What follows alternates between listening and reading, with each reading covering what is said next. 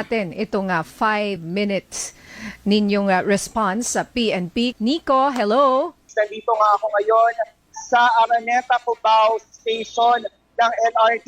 Tawag po tayo sa 911. Nakikinig po. Ayan, nandyan po yung telepono ni General Torre.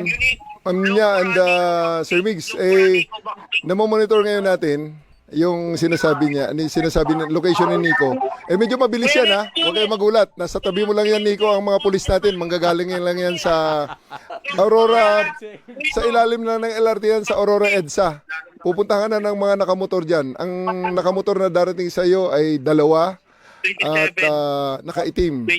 Tapos may patrol car dyan na darating. Hahanapin ka dyan. Antayin po natin. Pakitime ha, Nico, from now until yung pagdating ng ating kapulisan dyan. Mga 11:27 tumawag So, si General 11:32. Torre. 11:32. So, 11:32.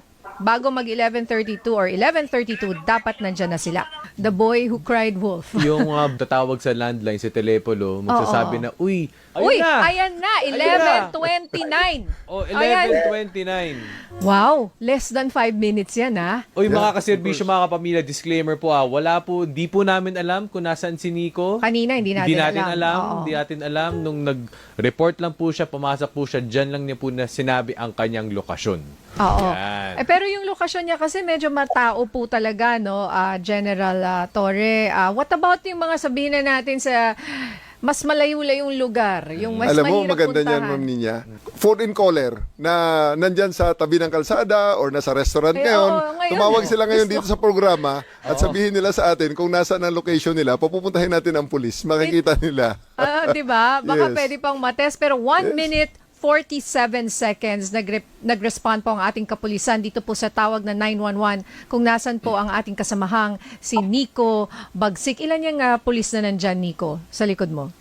Ngayon, Ninya, nandito na nga yung responding mga kawani ng PNP. At 3 sila na nandito ngayon sa aking likuran.